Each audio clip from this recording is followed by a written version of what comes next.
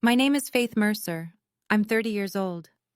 Last Saturday, my family threw me a surprise birthday party. 40 people showed up. But it wasn't a party. It was an intervention. And I was the target. My mom stood in front of everyone and said I was selfish, ungrateful, and tearing this family apart. My dad read a list, an actual handwritten list, of everything I'd done wrong since childhood. My sister propped her phone on the mantel and went live on TikTok. I sat there quietly. I didn't cry. I didn't argue. Then I pulled out my phone and said, "Funny, I've been recording too." What I played next ended 6 relationships in that room, and none of them were mine. Before we get into this, if you enjoy stories like this, please take a moment to like and subscribe, but only if you genuinely like the story, and drop your location and local time in the comments. I want to know where you're listening from tonight. Now let me take you back to 3 years ago, the day my grandmother died and left me in charge of something my mother wanted more than anything. My grandmother's name was Vivian Mercer. She raised tomatoes in her backyard, kept a loaded pistol in her nightstand, and managed her own finances until the week she died at 81. She was the only person in my family who ever looked at me and said, "You're doing fine, sweetheart. Don't let them tell you different." 3 years ago, Vivian passed in her sleep. Peaceful, the hospice nurse said. I hope that's true. I was sitting next to her when the monitor flatlined. I'd driven 2 hours after my shift to be there. Nobody else came that night. The funeral was standing room only. Vivian was beloved in town. Church board, Rotary Club, 30 years running the same book club. My mother, Diane, wore a black dress she'd bought the day before. Full makeup. She cried exactly twice, both times when someone was watching. After the service, the lawyer, Margaret Hollis, read the will. Vivian had set up a family trust, around $400,000, for the Mercer family, college funds for future grandchildren, emergency medical coverage, a small annual distribution for each beneficiary, and she'd named me trustee. Not my mother, not my father, me. I was 27, a staff accountant at a mid-size firm. Vivian picked me because I understood numbers and because, in her words, Faith is the only one who won't steal from the cookie jar. I remember looking up from the paperwork and catching my mother's face. She wasn't crying anymore. She was staring at Margaret Hollis with a look I'd never seen before. Jaw tight, eyes calculating. Before we even left the church, I heard her pull Margaret aside. "How quickly can we change the trustee?" I pretended I didn't hear it. I told myself she was grieving. She wasn't. Let me tell you about my sister, Kelsey. Kelsey is 27, 3 years younger than me. She has 12,000 TikTok followers, a failed fashion startup that burned through 40 grand, and an apartment our mother still helps pay for. When the startup folded, Diane told everyone the economy was to blame. When I asked Kelsey what happened to the inventory, she said, "Don't worry about it." Here's the thing about our family. I paid my own way through college. Scholarships, weekend shifts at a tax prep office, ramen for dinner 4 nights a week. Diane didn't come to my graduation. Too busy. Kelsey had a dance recital. 6 months after Vivian's funeral, Kelsey called me. Cheerful, casual. "So, I've got this new idea. Sustainable loungewear. I just need 50,000 from the trust to get started." I pulled up the trust documents, read them twice. "Kelsey, the trust doesn't allow principal withdrawals for personal business ventures. It's in Section 4. Silence. Then, "Are you serious right now?" "I didn't write the rules. Grandma did." She hung up. 20 minutes later, my phone rang. Diane. "You're being controlling, Faith. That money is for the family." "It is for the family. For emergencies, education, medical costs, not for startups. You always do this. You always hold everything over our heads." I didn't argue. I just repeated the terms. Diane hung up too. A week later, Kelsey said something on the phone that lodged in my chest like a splinter. She didn't mean for me to hear it. She was talking to Diane in the background while I was on hold. "Mom says if you won't give it up, she'll make everyone see what you really are." I should have paid more attention to that sentence. The campaign started slow. First, it was the phone calls. Diane has this gift. She can cry on command, and she knows how to frame a sentence so the other person fills in the worst parts themselves. She called my aunts, my uncles, the neighbors. Her version of events was always the same. Faith controls the trust, won't let anyone touch a dime, and treats us like strangers. She never mentioned Section 4. She never mentioned that I'd approved 3 legitimate distributions that year. Gerald's dental work, Kelsey's car insurance, a plumbing emergency at the house. She just said I was hoarding Vivian's money. I started noticing the shift. Mrs. Pruitt, who'd lived next door to my parents for 15 years, stopped waving when I pulled into the driveway. Uncle Tom didn't reply to my Thanksgiving text. Aunt Carol, Diane's best friend since high school, looked at me sideways at the grocery store and said, "Your mama's real upset, Faith. Maybe you should think about that." I tried to explain. Nobody wanted to hear it. I asked my father once. Gerald was in the garage, sanding a birdhouse he'd never finish. I said, "Dad, you know I'm following the trust rules. You know that, right?" He didn't look up. "Your mother is just worried about the family, Faith." "That's not what I asked." He kept sanding. "Let it go, sweetheart. She'll calm down." She didn't calm down. 3 weeks before my birthday, Kelsey texted me a photo. A cream-colored invitation, gold script. Surprise 30th birthday party for Faith. Saturday, 6 p.m., Mercer residence. Kelsey had never organized anything for me. Not a card, not a call. She once forgot my birthday entirely and blamed her phone. Something was off. I just didn't know how off. I want you to understand something about the way I was living during those 18 months. I woke up at 6 every morning, drove 45 minutes to the firm, reconciled balance sheets, reviewed audits, met with clients, came home, made dinner, usually something simple, a salad or pasta, paid my bills, managed the trust quarterly, every distribution documented, every expense cross-referenced, every receipt filed in a fireproof box in my closet. I wasn't hiding. I wasn't plotting. I was working. And every few weeks, I'd get a text from a family member that felt like a paper cut. "Heard you won't help Kelsey. Your mom's really struggling, Faith. Why don't you ever come home anymore?" I did come home. I drove 90 minutes round trip at least twice a month. I sat at that kitchen table and watched Diane sigh into her coffee and say, "I just wish things were different." And I'd say, "What do you want to be different, Mom?" And she'd say, "You know what I mean." And I'd leave feeling like I'd failed a test I was never shown. That's the trick with people like Diane. The accusation is always in the air but never on paper. The wound is always implied, never named. You spend your whole life trying to fix something that was never broken, because the brokenness isn't in you. It's in the person pointing at you. But I didn't see that yet. I still believed, honestly, sincerely believed, that if I was patient enough, consistent enough, clear enough, my family would come around. Vivian taught me that. "Family is always worth one more chance," she'd say. Vivian was right about a lot of things. She was wrong about that one. I'll give you one example so you can see how this worked in practice. Thanksgiving, 8 months before the party, I'd driven 90 minutes to be there, brought a sweet potato casserole, Vivian's recipe, the one with the pecan crust. I thought it might be a nice gesture, a bridge. Diane opened the door, looked at the dish, and said, "Oh, I already made one."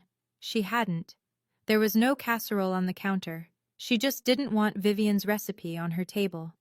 At dinner, Kelsey announced her new business idea, the sustainable loungewear line. The table erupted. Diane clapped. Gerald smiled and said, "That's my girl." Uncle Tom raised his glass. It was a full production. Then Kelsey turned to me. "So, Faith, I'll need the initial capital from the trust by January." Every head at the table swiveled toward me. "Kelsey, the trust doesn't cover business investments. I've explained this." Diane set her fork down. Slowly, deliberately. The room got quiet.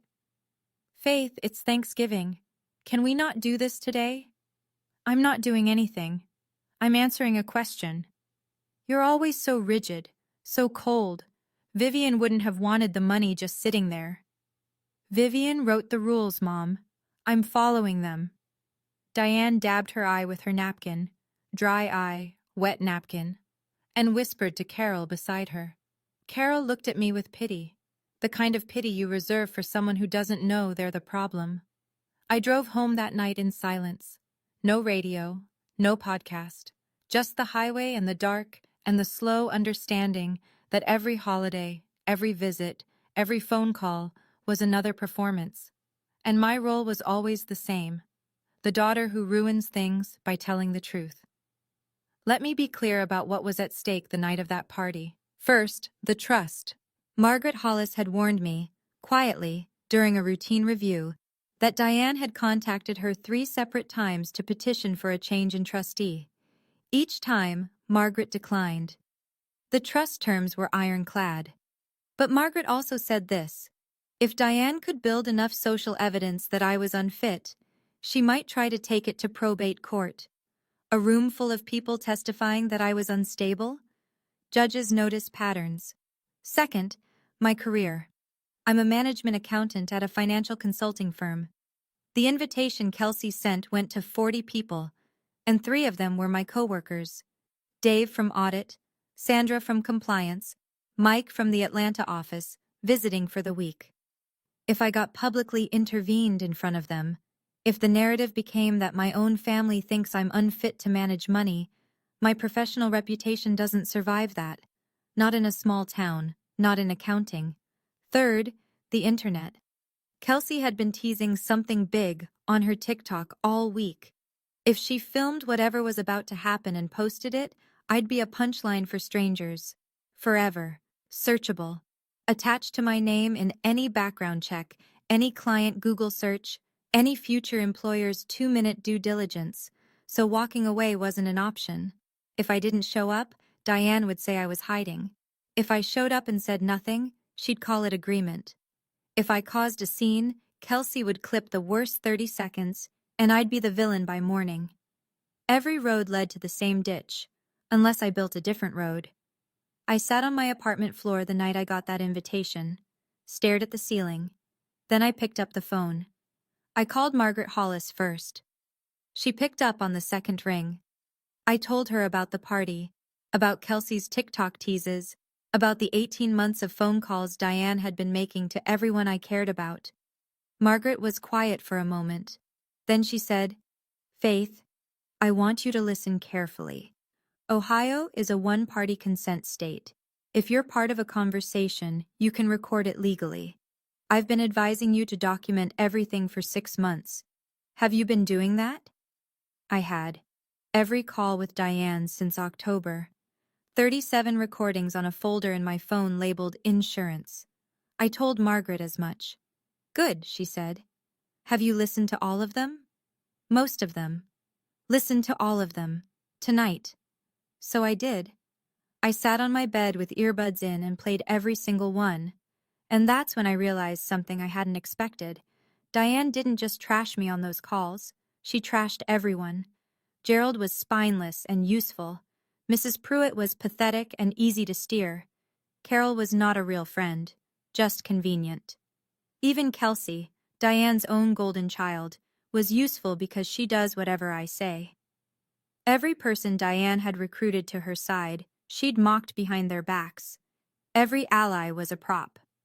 My second call that night was to Ruth Mercer, my father's older sister. Diane had cut her off 8 years ago after Ruth refused to lend her money. Diane told Gerald that Ruth was jealous and toxic. Gerald believed it. He hadn't spoken to his own sister in years. Ruth answered on the first ring. "I've been waiting for this call," she said. "I'm inviting you to my birthday party. I wouldn't miss it. Aunt Ruth, sit in the back row." The day of the party, I drove to Nora's apartment. She was the only person outside of Margaret and Ruth who knew what I suspected. Nora sat cross-legged on her couch, laptop open, a legal pad balanced on her knee. She's a compliance officer. Her entire career is built on spotting irregularities. She took to this like it was a quarterly review. Walk me through the worst case, she said. Diane stages some kind of intervention, accuses me in front of everyone, pushes me to resign as trustee. Kelsey films the whole thing. And the best case? It's actually a birthday party, and I look paranoid. She closed the laptop. Faith, nobody sets up 40 chairs in rows for a birthday party. I've seen the invitation. There's no mention of food, gifts, or music. It reads like an event agenda. She was right. The invitation listed a start time but no end time, no RSVP, no dress code, no bring a dish. It was designed to get bodies into a room, nothing else. I'm going, I said. I have to. Then I'm going with you. Nora, you don't have to. I sat next to you through the CPA exam. I can sit through your family. That made me laugh, the first real laugh I'd had in weeks. We drove separately. I wanted my own car in that driveway, my own exit. Nora understood without me explaining. Before I left my apartment, I stood at the mirror for a long time. Blazer, clean blouse, hair pulled back. I looked like I was going to a client meeting. That was the point. I opened the recording app, checked the battery, 91%, pressed record, slid the phone into my blazer pocket, microphone up. Whatever happened next, there would be a record. Saturday evening, 6 o'clock. The sun was low over the cul-de-sac, throwing long shadows across the Mercer lawn. I counted the cars from the end of the street. 40, easy, some parked on the grass. Diane's doing. Vivian would have hated that. I sat in my car for 2 full minutes. Watched a pair of robins fight over something in the gutter. Ordinary evening. Ordinary birds. Nothing about the sky suggested that my life was about to split in half. I stepped out and walked to the front door. Unlocked, as always. The first thing I noticed was the chairs. They weren't scattered around food tables like a party. They were arranged in rows, 5 across, 8 deep, facing a small open space near the fireplace, like a conference room, like a hearing. A banner hung above the mantel. Happy 30th Faith. The H was crooked. The exclamation point was peeling at the corner. There was no cake, no music, no plates, no napkins, no balloons. 40 people filled those rows. Family, neighbors, co-workers, church acquaintances. Some smiled when I walked in, some didn't. Dave from my office raised a hand in a small wave. Mrs. Henderson whispered something to her husband. Nora found me in the hallway. She grabbed my elbow, her eyes tight. Faith, the chairs are in rows. There's no music. Something's wrong. I know. Do you want to leave? We can walk out right now. I looked past her shoulder. Through the archway, Diane stood near a portable microphone on a short stand. She was smiling. The smile she uses at church, at PTA meetings, at charity functions. Gerald sat in the front row, a folded piece of paper on his lap. Kelsey was adjusting her phone on the mantel. No, I said. I'm staying. Diane clapped her hands twice. Thank you all for coming tonight. This isn't a birthday party. She said it like she was announcing a bake sale. We're here tonight because someone in this family needs help, and sometimes love means saying the hard things. Diane paused, let the silence do its work. Then she turned to me. Faith, sweetheart, please sit down. 40 people turned to look at me. I walked to the empty chair at the front, sat, crossed my ankles, folded my hands in my lap. Diane leaned into the microphone. We're here because Faith is selfish. She let that word hang in the air like smoke. She's ungrateful. She's tearing this family apart. A few heads nodded. I recognized them. The ones who'd gotten the phone calls, the rehearsed ones. Uncle Tom, Mrs. Pruitt, Carol. Each one primed with Diane's version of events, delivered in Diane's teary, concerned, generous voice. Since she took control of her grandmother's trust, she's shut us out. She's refused to help her own sister launch her business. She's refused to visit. She treats this family like a burden she can't wait to put down. I watched the room. Some people looked uncomfortable. Some looked angry. At me. Dave sat near the back with his arms crossed, brow furrowed, clearly confused about what he'd walked into. Sandra was next to him, clutching her purse. "I've spoken to many of you privately," Diane continued, softer now, playing the wound. "And I know I'm not the only one who's noticed the change in Faith." More nods from the rehearsed section. Mrs. Pruitt clasped her hands like she was at a prayer meeting. I sat still, hands folded, face neutral. In the corner of my eye, Kelsey lifted her phone from the mantel and flipped it to face the room. A red dot pulsed. She was live. Gerald stood.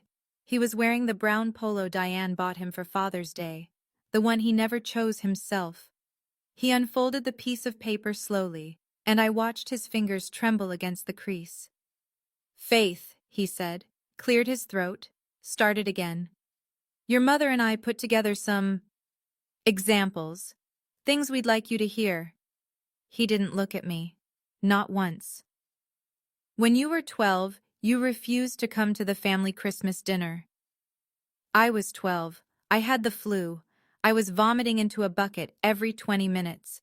Diane told me to come downstairs anyway because it looked bad in front of the relatives. When you were 18, you chose a college 3 hours away instead of staying close to home. I chose the school that offered a full ride. The local college offered nothing. Diane wanted me at the community college so I could babysit Kelsey after school.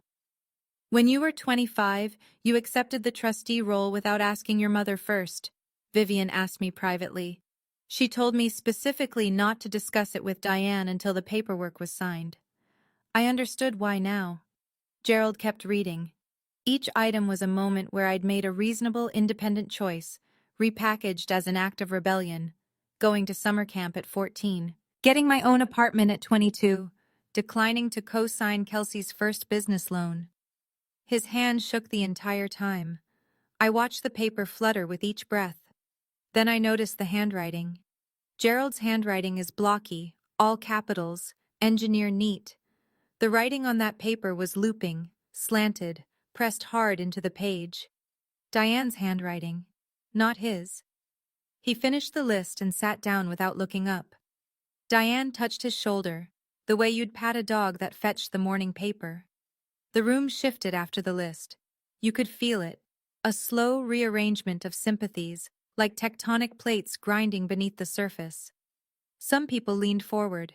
Mrs. Pruitt dabbed her eyes. Carol put a hand over her heart.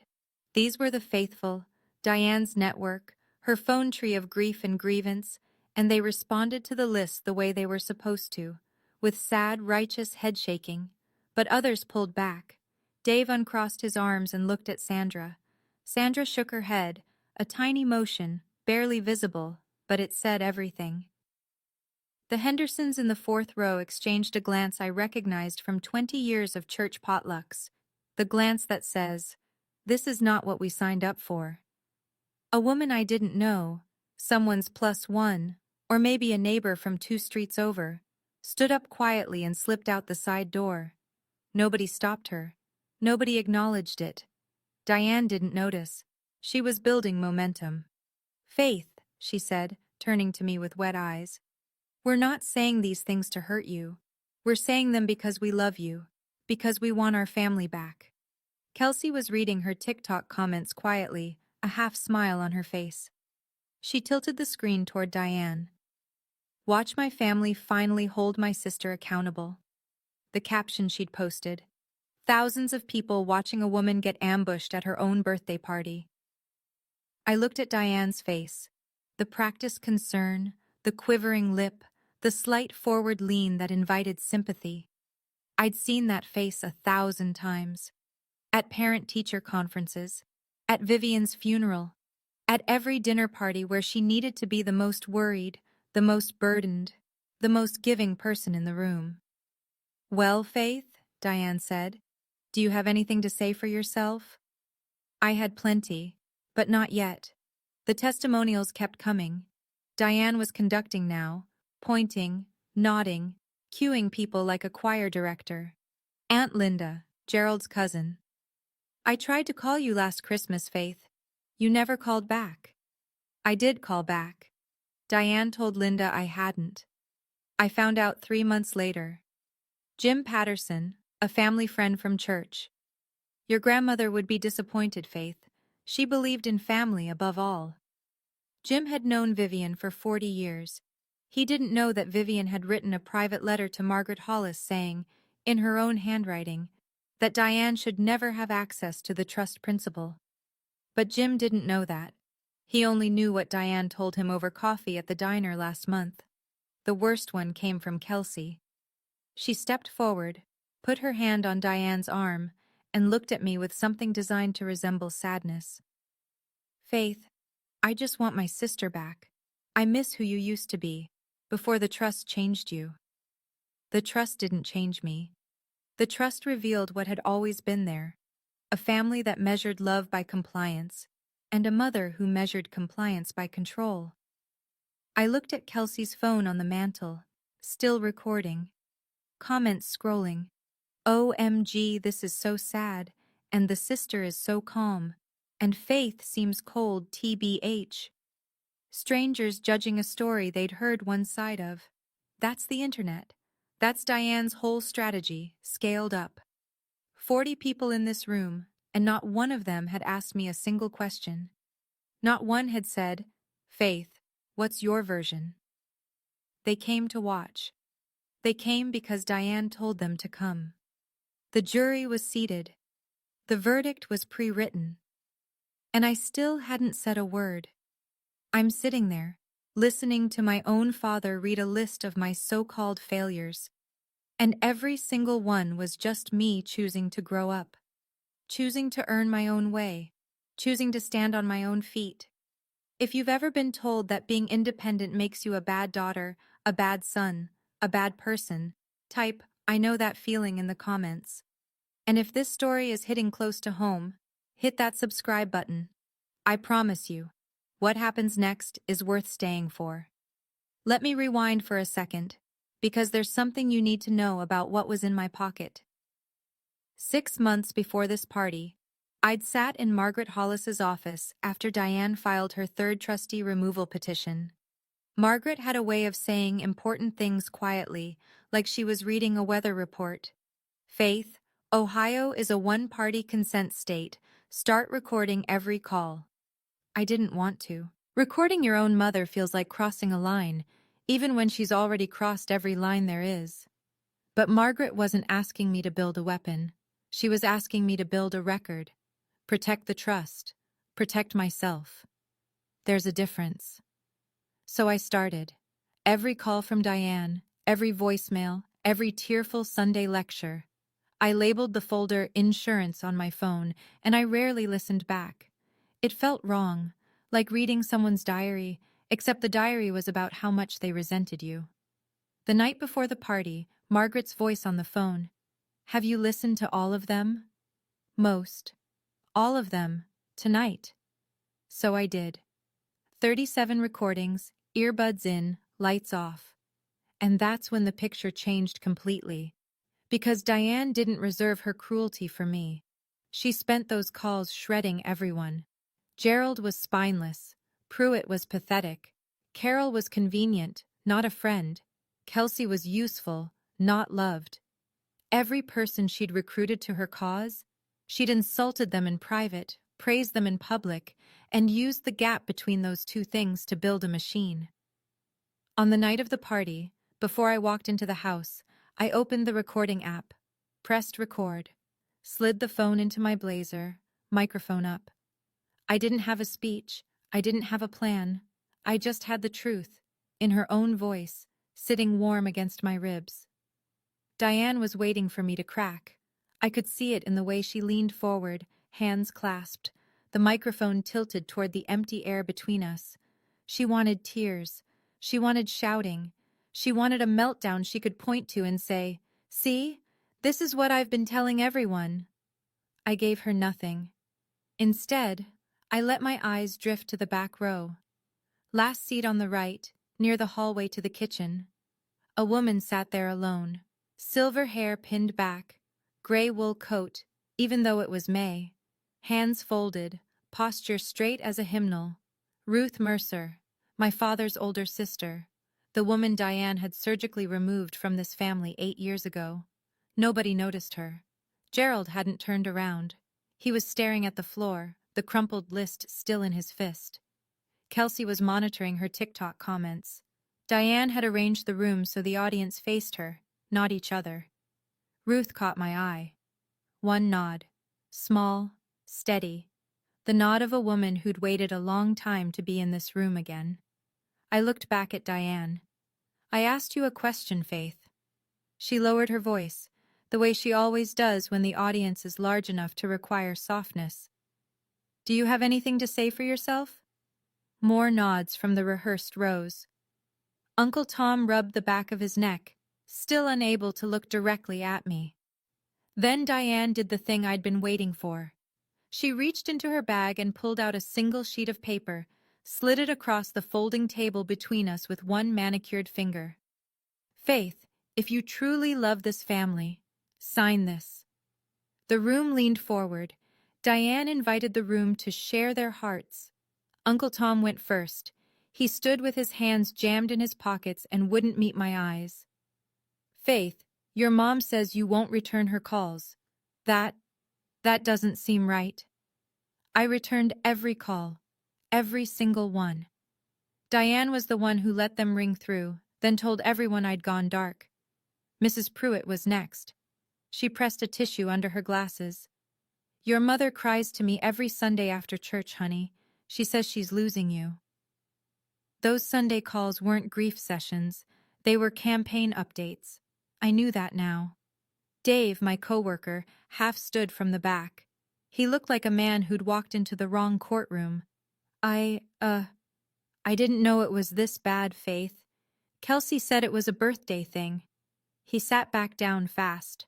Sandra was already buttoning her coat. One by one, the testimonials rolled in. Same phrases, same rhythm. We're worried about you. Your mother just wants what's best. Family comes first. Each sentence had Diane's fingerprints on it, polished smooth, distributed in advance, delivered on cue. Kelsey picked up her phone and read a TikTok comment to the room, grinning. Wow, your sister sounds toxic. See, Faith? She held the screen toward me. Even strangers can tell. I watched the red light pulse on her phone. Still live, still broadcasting this to thousands of people I'd never meet. I looked at the faces around me. 40 people. Some uncomfortable, some convinced. A few already checking the time.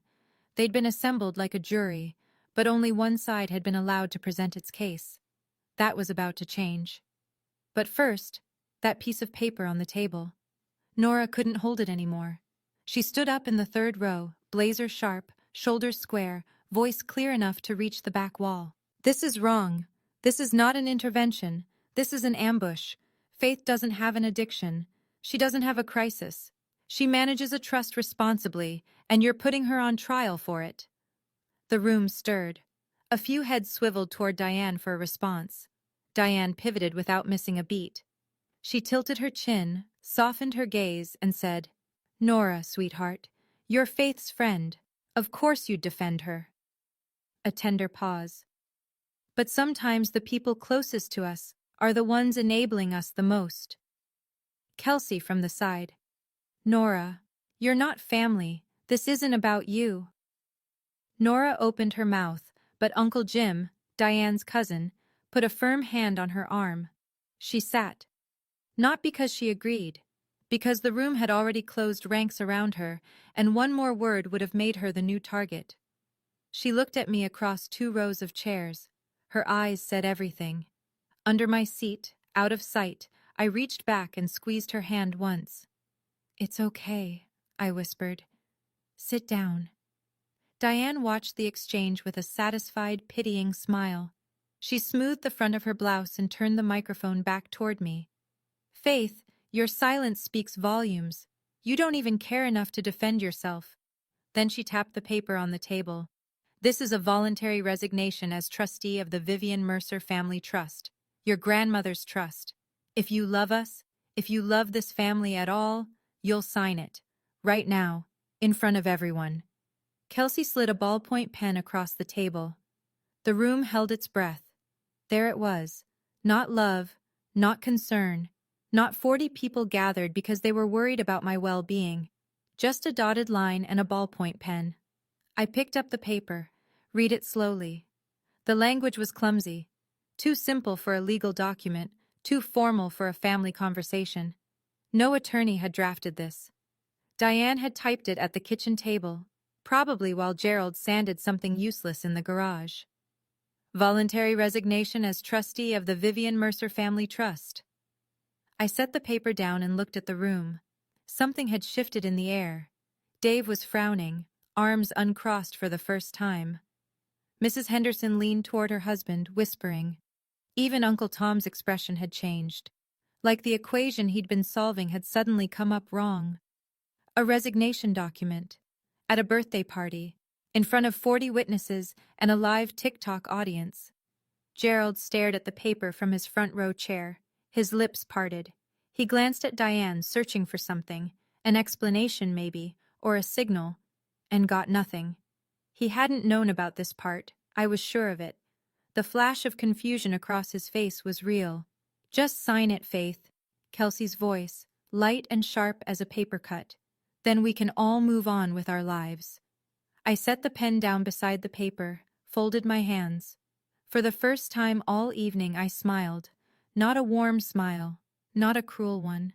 The smile of someone who's just been handed the last piece of a puzzle they've been assembling for 6 months. Mom, I said. My voice was level. You told everyone in this room that you're doing this because you love me. I do love you. You told them everyone here agrees with you. They do. Okay. I reached into my blazer pocket. Let's hear what you really think about everyone. I stood up slowly. No rush. I'd spent 30 years earning this kind of quiet. Thank you, everyone, for coming tonight. I mean that. A few confused looks, a few automatic nods. Mom, before I respond to anything said tonight, I want to play something for this room. These are phone conversations between me and my mother, recorded over the past 6 months. Her voice, her words, nothing edited, nothing spliced. Diane's posture changed, subtle, a tightening of the jaw, a pulling back of the shoulders, the first crack in 25 years of performance. Faith, this isn't the time. You had the microphone for 45 minutes, Mom. I'll need about 10. I tapped the screen, selected the first file. I want everyone in this room to understand. I'm not playing these to embarrass anyone. I'm playing them so you can hear what my mother says about you when you're not around. Mrs. Pruitt's chin lifted. Uncle Tom's hands went still. This first recording is from March 14th. Mom called me about the trust and then started talking about Dad. I pressed play. Diane's voice filled the living room. Clear, casual, unmistakable. The same voice that had just told 40 people she was acting out of love. Gerald is spineless. He does whatever I tell him. Honestly, I could hand him a phone book and tell him to read it at Faith's intervention and he'd do it. The man has zero backbone. Never has. Gerald's head snapped up. The color drained from his face. Not flushed, not red. White. The white of something being extracted. Diane stepped forward. That's taken out of context. Context, I said. Sure, here's more context. I pressed the next file. April 9th. Diane's voice again, mid-laugh, talking on speakerphone in her kitchen, the clatter of dishes in the background. Pruitt? Oh, she's useful. That's about it.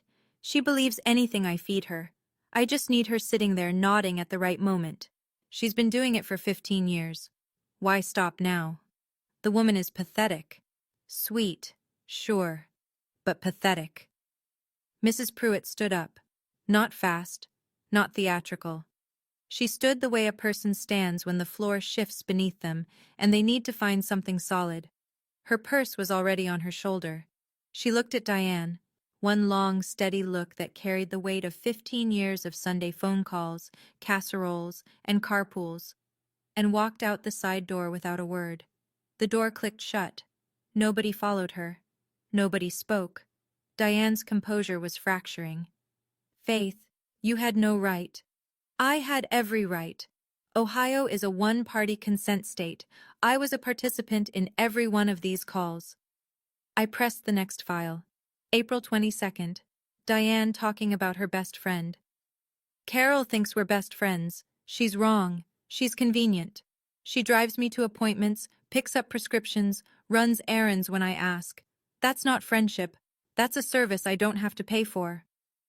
Carol was in the second row. Stout woman, kind hands, a laugh that could carry through walls. She didn't make a sound. Her chin dropped slowly, her shoulders curled inward, and she pressed both palms to her knees. She rose, carefully, deliberately, and walked through the front door. 2 empty chairs. The room was beginning to understand. Diane grabbed the edge of the table with both hands. "Faith, stop this right now." "I'm not finished, Mom." The next recording was May 3rd. Diane on the phone with me, venting about Kelsey. I'd almost forgotten this call. Just another Tuesday, another rant I'd learned to let wash over me. Except this time, I'd been recording. Kelsey's startup was a joke. Everyone knew it except her. But she's useful. She does whatever I tell her because she thinks she's going to get the money eventually. As long as she believes that, she stays in line. That's all that matters. Kelsey's phone slipped from her hand and bounced on the carpet. She stared at the empty space where the words had just been. Her mouth shaped the sound before her voice caught up. "Mom?" The word cracked down the center. Not anger, something worse. The sound of a person hearing, for the first time, the actual terms of a deal they thought was love. Kelsey snatched her phone from the floor. The TikTok stream was still running. She jammed her thumb against the screen, killing it, but the red light had been broadcasting for over 20 minutes. Everything Diane had said was already in the hands of thousands of strangers. I played the final clip. May 15th. If it weren't for the house, I would have left Gerald years ago. He's got nothing else going for him. He knows it. I know it. The only reason I stay is the deed. Gerald didn't stand. He didn't speak. He folded forward, elbows on knees, both hands pressed to his face. His shoulders moved once, a single convulsive motion, and then he was still. I turned off the phone, set it on the table, next to the resignation paper and the pen. "I didn't end those relationships, Mom. You did, months ago, in your own words." The room after the recordings was a different room. Uncle Tom stood up. He didn't say anything to Diane. He didn't say anything to me. He pulled his jacket from the back of his chair, buttoned it slowly, and walked to the door. At the threshold, he turned and looked at Gerald, just Gerald, and gave a small, sad shake of his head. Then he was gone. Dave was already standing. He caught my eye from across the room, pressed his lips together in something that wasn't quite an apology and wasn't quite a nod, and left with Sandra 2 steps behind him. Sandra paused long enough to squeeze my arm as she passed. The Hendersons left together, hand in hand, without looking at anyone. Jim Patterson, the church friend who'd quoted Vivian minutes ago, sat frozen in his seat, staring at the microphone stand like it had sprouted teeth.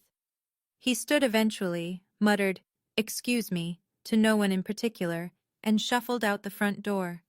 In 90 seconds, the room went from 40 people to 12, then 8, then 5. Diane stood behind the folding table. Her hands were flat on the surface, fingers spread, as if she were holding the table down or holding herself up. Her chest rose and fell in quick, shallow breaths. The smile was gone. The performance was over. Underneath it was something I'd never seen on my mother's face before. Not anger, not sadness, but the raw, animal recognition that control had slipped through her fingers and wasn't coming back. Kelsey sat in the front row, phone dark, shoulders hunched, staring at the carpet. She looked 20 years old. She looked lost. Gerald hadn't moved. His hands still covered his face. The crumpled list lay on the floor beside his chair. I stood in the middle of it all, phone in hand, and felt nothing that I expected to feel. 6 relationships. Gone. Not because I played dirty, but because the truth finally had a speaker. If you've ever been the person everyone blamed while the real problem smiled and waved at the neighbors, I see you. Type, "Truth wins" in the comments, and share this with someone who needs to hear it tonight. Now, You might think the story ends here. It doesn't. Because what happened after the room cleared? That's where the real fallout begins. The room was hemorrhaging. People gathered coats, avoided eye contact, whispered to each other in tight clusters near the door. Two neighbors left without a word. Uncle Jim muttered something to his wife, and they were gone. The Hendersons walked out holding hands, heads down, like they were leaving a funeral that wasn't theirs. Then a voice came from the back row. Low, clear, steady. Gerald. My father turned. His face was swollen, his eyes raw, and when he saw who was standing there, the last trace of color left his cheeks. Ruth? Aunt Ruth walked forward from the back row, unhurried. She didn't need a microphone. Her voice was the kind that fills a room the way a church bell fills a valley, not loud, just present. I've been trying to tell you for 20 years, Gerald. This is who Diane is. This is who she's always been. Diane spun around. What is she doing here? I did not invite her. I did, I said. Ruth stopped 3 feet from Gerald. She wasn't gloating. She wasn't performing. She looked like a woman who'd held a door open for 2 decades and had finally seen someone walk through it. Diane told you I was jealous, Ruth said quietly. She told you I hated your family. She cut me out because I said no when she asked for $8,000. That's the whole story, Gerald. The whole thing. Gerald's jaw worked. Nothing came out. I have the text messages. 17 pages. Everything she wrote about me. And about you. Diane stepped toward Ruth. She's lying. She's always been jealous of... Diane. Ruth didn't raise her voice. I'm not here for you. I'm here for my brother. The remaining guests moved for the exits, quietly, quickly, like people leaving a building they no longer trusted. Ruth placed a hand on Gerald's shoulder. He didn't pull away. For a moment, neither of them moved. A brother and a sister standing together for the first time in 8 years, in a room that was emptying out like a bathtub with the plug pulled. Diane watched them.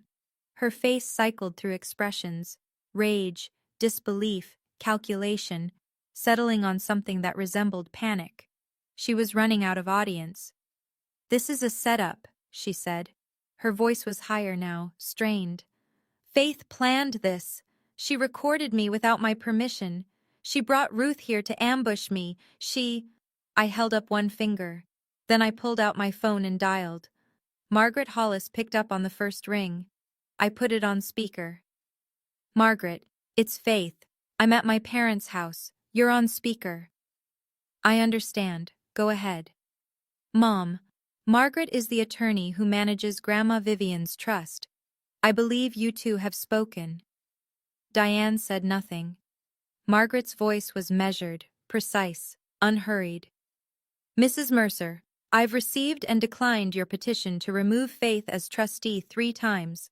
Her position is legally sound and supported by Vivian Mercer's explicit written instructions.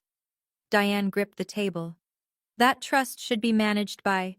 Additionally, Margaret continued, any attempt to coerce a trustee into resignation under duress, such as a public gathering designed to pressure her into signing, could constitute grounds for removing you as a beneficiary entirely.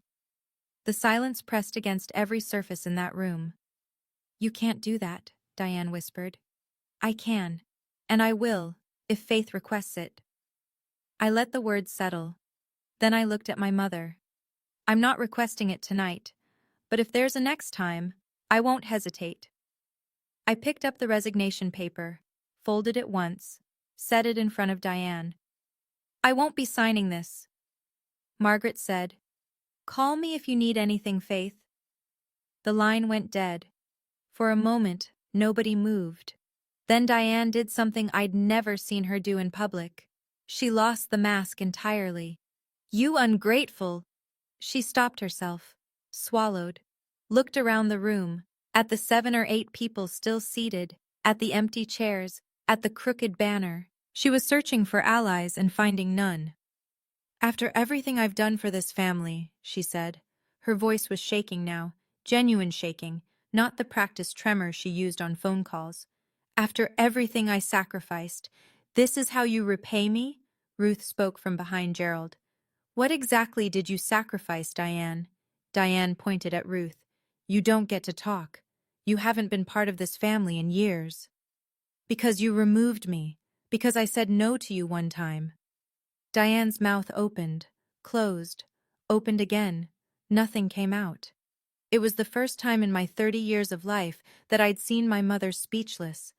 Not performing speechlessness, not the dramatic hand-to-the-chest pause she used for effect.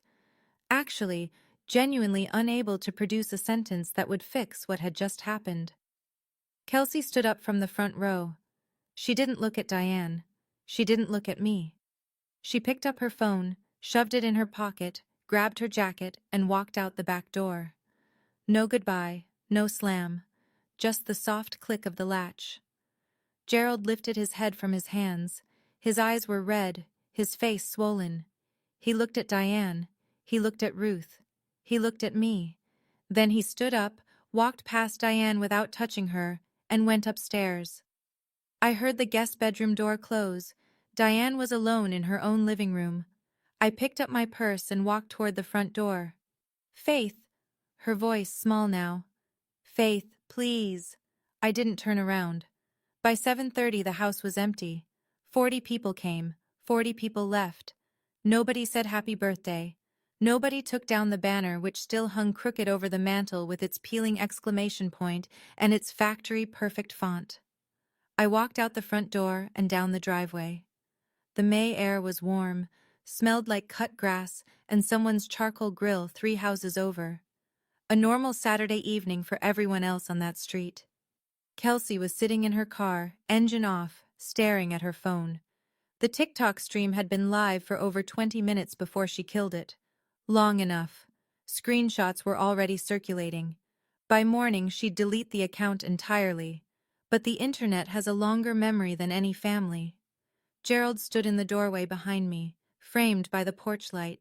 He watched me walk to my car. He didn't call out. He didn't wave. He stood there, a 60-year-old man in a brown polo, holding a crumpled list of accusations that weren't even his. I caught him in my rearview mirror as I pulled away. He was crying. Not the way Diane cried. Not for performance. Not for leverage. He was crying the way a person cries when they realize they've been reading someone else's script for 30 years and the curtain just came down. Nora followed me home. She didn't ask if I was okay. She just pulled into the spot beside mine, walked up the stairs behind me, and sat at my kitchen table in the dark.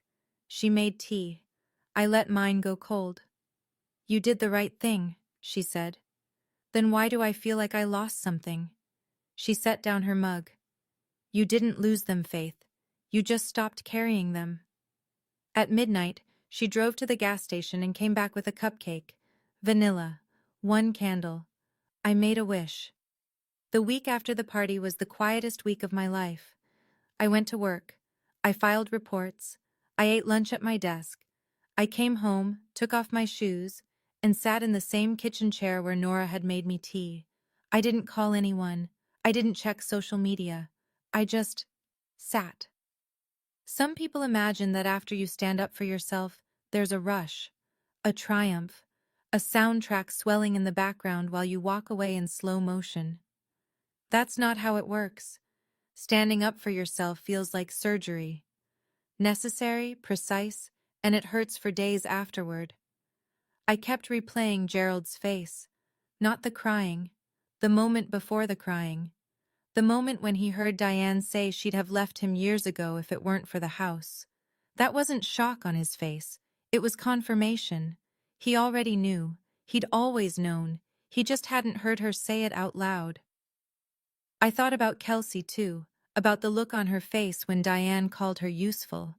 Not loved, useful.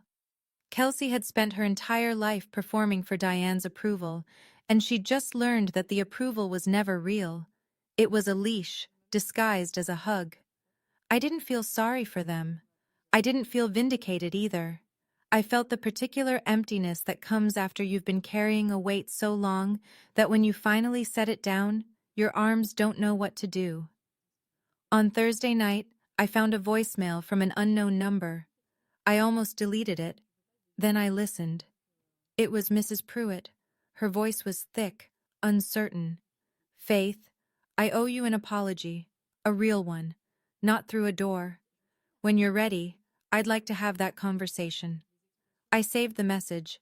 I wasn't ready yet, but I would be. The fallout came in waves. Within the first week, Mrs. Pruitt sent Diane a handwritten letter, 3 sentences, ending a 15-year friendship. Carol changed her locks and stopped answering Diane's calls. Uncle Tom phoned me on Wednesday, voice stiff with embarrassment. I should have asked for your side, Faith. I didn't. That's on me. Dave pulled me aside at the office Thursday. Kelsey told me it was a birthday dinner. I'm sorry I was part of that. I told him there was nothing to apologize for. He'd been lied to. Most of them had been. Kelsey lost her 12,000 followers in 4 days. The TikTok clips, Diane's voice calling her useful, and her startup a joke, had been screen recorded and reposted across 3 platforms. Her second startup's investor saw them and pulled out by Friday. Kelsey went silent. No posts, no stories, no contact. Diane called me 14 times in 7 days. I didn't answer once. She texted, "You destroyed this family." I screenshotted it and forwarded it to Margaret. Margaret replied, "Documented." Gerald started sleeping in the guest room. Ruth told me he hadn't filed anything. He hadn't left. But he'd started seeing a therapist, his first appointment in 60 years of living. 2 weeks later, Gerald asked to meet me at a diner halfway between our houses. Vinyl booths, weak coffee, a waitress who called everyone on. He looked 10 years older than the last time I'd seen him. "I didn't know about the resignation paper," he said. "But you knew about the list, Dad. You read it." He pressed his thumb into the table edge. "I thought if I did what she asked, she'd settle down." "She doesn't settle down, Dad. She escalates." He wiped his eyes with a paper napkin. "I love you, Dad, but I can't keep setting myself on fire to keep this family warm." He nodded. He left first. I stayed and drank my coffee. I sat in that diner booth for another hour after Gerald left. The waitress refilled my cup twice without asking. The second time, she set down a plate with a slice of lemon pie I hadn't ordered. "On the house, hun. You look like you could use it." I didn't eat the pie, but I stared at it for a while. Something about the gesture, the casualness of it, the small, uncomplicated kindness from a stranger, cracked something open in my chest that I'd been holding shut for weeks. I thought about Vivian, about her kitchen, about the way she'd slide a cup of tea across the counter and say, "Tell me about your day, sweetheart," and actually wait for the answer. She never interrupted. She never redirected the conversation back to herself. She just listened. That's what I missed most. Not the money, not the trust, not the title of trustee. I missed being heard by someone who didn't have an agenda. Vivian picked me for a reason. She saw something in me that Diane spent 30 years trying to bury, the ability to hold the line, to say, "These are the rules," and mean it. To love someone without needing to own them. I paid for my coffee and the pie I didn't eat. Left a big tip. Drove home with the windows down and the radio off. That night, I sat at my kitchen table and opened my laptop. The cursor blinked in an empty email draft for 10 minutes before I started typing. Every sentence I wrote, I deleted and rewrote. Not because the words were wrong, but because I wanted to make sure they were mine. Not Diane's narrative, not Gerald's guilt, not Kelsey's silence, mine. I sent the email on a Sunday morning, short, clear, professional, no emotion, no history lesson, just boundaries. To Diane Mercer, Gerald Mercer, Kelsey Mercer. CC, Margaret Hollis. Subject, moving forward. I will continue to serve as trustee. Distributions will follow Grandma Vivian's original terms. That is not a negotiation.